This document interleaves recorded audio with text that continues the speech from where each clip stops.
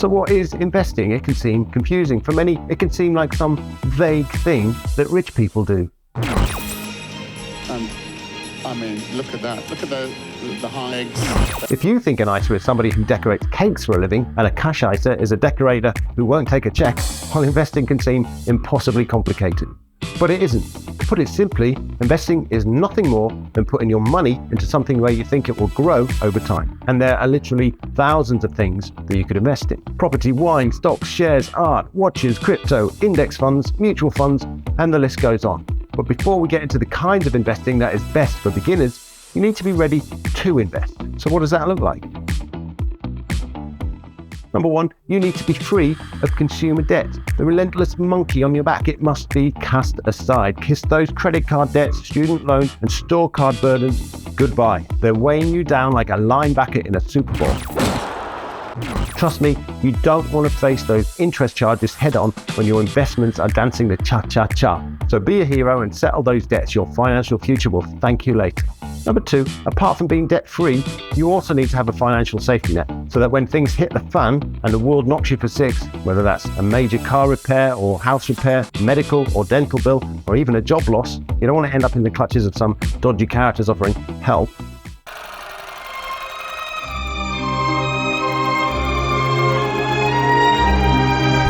So what does this look like? Well, this looks like 3 to 6 months of living expenses saved up in an emergency fund. This is not your regular savings spot to be used for holidays, new gadgets, birthdays, or weekends away. Keep it locked away like a treasure chest, only to be opened in real break glass in case of emergency situation. This is a fire alarm.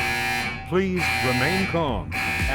Trust me, it's your secret weapon against financial calamity. Congratulations, you've conquered debt and built your financial fortress.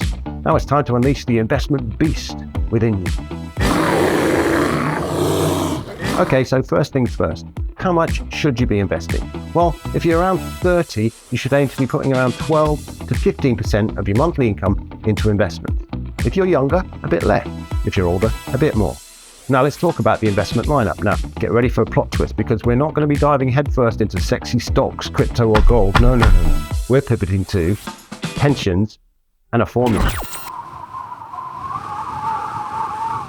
No, wait, hear me out. If there's one thing in this video that you need to remember, it's this. Pensions are your key to unlocking your financial future, and it starts with a formula. Match beats private beats ISA. So what does that mean? Well, it means that if you have a company pension, it is likely to be a matched contribution scheme, which means that your company guarantees they will match your contribution up to a certain percent.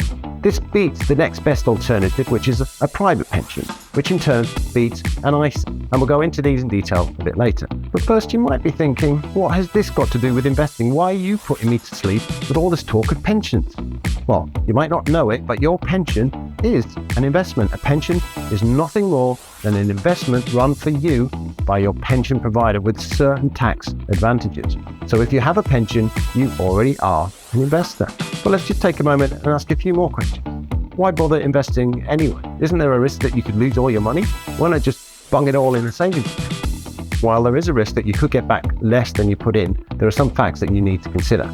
Investing is a long game. The risk of losing your money decreases over time because the stock market as a whole has increased in value by roughly 10% over the last 100 years. Yes, tomorrow a bank may fail, economies might crash, the housing market may implode, but we're not concerned with tomorrow. We're looking at 10, 15, 20, or even 30 years ahead. Given those timescales, the risk of losing diminishes considerably.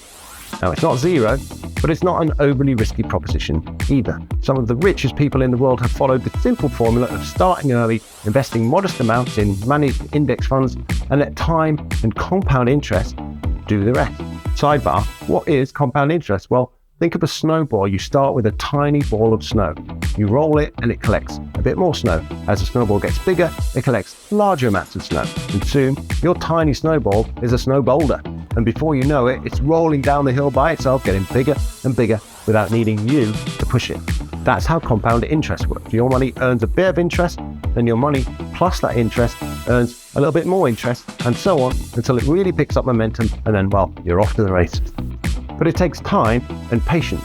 If the stock market returns on average 7% a year, then it will take around 10 years for you to double your money. Now that might sound like a long time, but put that money in a normal saver offering around 2% interest and you would actually lose value over time due to inflation. Compound interest is being called the eighth wonder of the world by Albert Einstein, no less. Well, allegedly, anyway. So if you do have a company pension, this is your first boss move. If you don't max out your company pension contributions, then you are simply leaving cash on the table. It's free money. If your employer matches 6%, and if you put in 6% of your monthly salary, your employer will add in another 6%, scot-free. It's like nothing you'll see anywhere else, so max it out. Plus, it has tax relief, meaning you won't pay tax on the money that goes into your pension.